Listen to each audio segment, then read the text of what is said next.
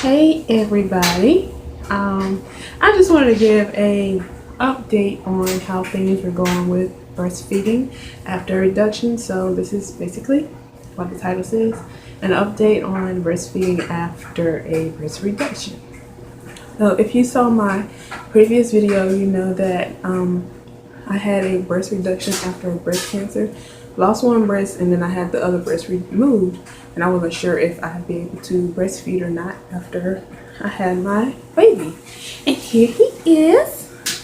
This is Mighty Mouse. He's 7 months old, and guess what? We are still breastfeeding every single day, and we are actually exclusively breastfeeding.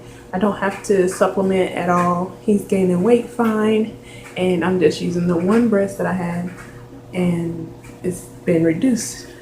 If you remember from the other video, I had the anchor method done, where the nipple is just moved up and they remove breast tissue from the bottom part of your breast.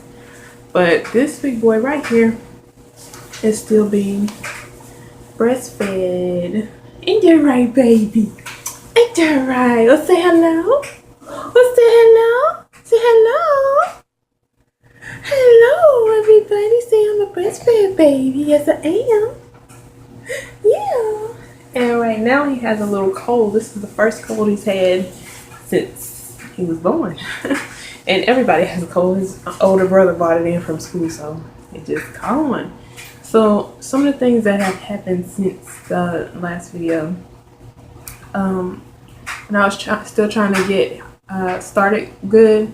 His latch was still off some, so I ended up with some nipple damage and blistered real bad. So he ended up getting nipple confusion because I had to stop breastfeeding and pump for like a solid week just to get healed up, because I had a lot of blisters and bleeding and stuff like that. So then he had nipple confusion, and I had to get him back to breast because he refused the breast and just wanted a bottle after that.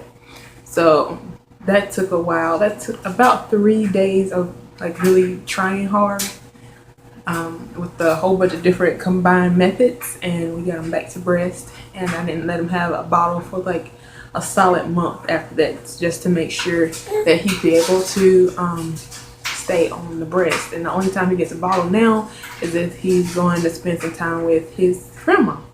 So he gets a bottle then, and I can't really pump extra milk. So if I can't get any milk to take with him to go to see his grandma for a few hours, then I have to take formula, and that sucks. But having one breast and a reduction, I can't really get extra milk, so I have to do that. But it's not like an everyday thing or anything like that. Other than that, I did end up getting a yeast infection deep in my breast that was extremely painful, but I treated it after going so long trying to figure out what was wrong and how to deal with it. I ended up treating it, and it was healed in 2 days after like crying. It was so painful. After crying and like not knowing what was going on, I used ginseng violet. I don't know if you've ever heard of it. I had to get it offline. They don't sell it in the stores around here. This is like an old school remedy.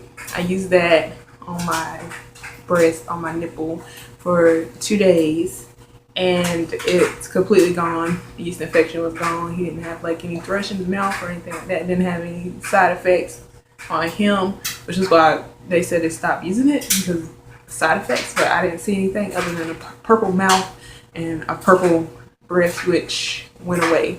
I was really careful with it because a lot of people said it wasn't worth it because of the mess that it makes. But I had towels, gloves, everything situated before I even opened the bottle. And I used a little glass bowl to put it in and mix it in and stuff like that. So nothing stained. I didn't get anything purple except me and his mouth, because you need to treat yourself and the baby at the same time anyway. And if you put it on your nipple and let him keep feeding, it'll treat his mouth as well. So I went through that. So I had nipple confusion, getting baby back to breast, and then yeast infection, which was terrible, and then getting his latch perfect. So that took a lot of work, but through watching a lot of videos and combining a lot of methods, I actually got him to do a perfect latch. And after we figured it out, I have had no more blisters at all. Not one. And it's like a big deal because blisters really hurt. I haven't had any more clogged ducts or anything like that in this 7 months, and we're going strong. So if you want any advice on that type of stuff, just let me know and I'll do a video. I did do a kind of a video about how to get the baby back to breast, but it didn't really go into detail. If you want something like that, then I can do that for you and show you the stuff that I use to get them back to breast and the techniques. But pretty much we're doing good. I'm gonna go for at least a year, which is what formula fed babies will be doing. They will be doing formula for a year and then going to regular milk, which we don't drink cow's milk. So just I'll start weaning him at a year, and then from there we'll just do like nut milks and stuff like that. He started doing purees. He doesn't really like chunky food, so he's just doing purees and mostly breast milk. So that's what we're doing. He's just doing vegetables and fruits, no meats and stuff like that. We don't eat a whole lot of meat. We're mostly plant-based. I won't say we like do everything plant-based. My husband is a meat eater, and sometimes I cook meat. So, but for the most part, we cook a lot of meatless meals. So that's what he will be doing too. I just want to give you guys an update. If you have any questions or comments, please leave them below. Like and subscribe. But I just wanted to give you guys some hope. Or if you have had a reduction, it is still possible to breastfeed, and it's possible to exclusively breastfeed. And I'm doing it with just one breast. So if you have two, you have even more opportunity. So even if one breast is not working, you can still get the other one to work. And supplementing is fine, and there's nothing wrong with either formula or anything like that. I just know that some people really want to breastfeed, and it's possible, and it's coming a lot easier for us. I can do it in more places now, not just at home, because he can just like pop right on there. Sometimes, like if we're taking a nap, I'll wake up and he's on my boobs. He'll figure out how to get it out of my shirt and stuff like that. And my shirt is not down. I've been wearing these little things right here under my sweaters because it's winter. And I can basically just pull the shirt down and then twist the strap and put it around my breastfeeding bra. And it'll just unsnap the whole thing. Like, super easy.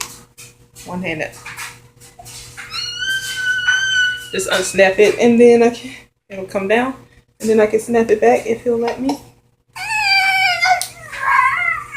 And I've been wearing these under my sweaters, but I just do this side because I just use this breast.